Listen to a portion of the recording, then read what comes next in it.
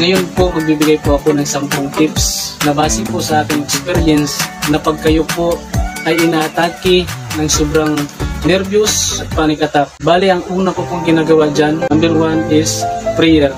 Dadasal po kagad ako na ng time team para po ako bigyan ng lakas ng loob ng Lord para malabanan ko po ang mga physical symptoms na akin pong dinadanas. Kaya ang ginagawa ko po dyan is prayer. Talagang ipinagkakatiwala ko po sa Kanya kung ano man po ang aking mga nararamdaman. Kaya malaki po talaga ang tulong ng prayer. Yun po ang una-una ko pong ginagawa. Ang number 2 ko pong ginagawa ay deep breathing or mag-inhale, exhale po kayo ng 5 beses. 5 beses nyo po siyang gawin, kagaya po dito.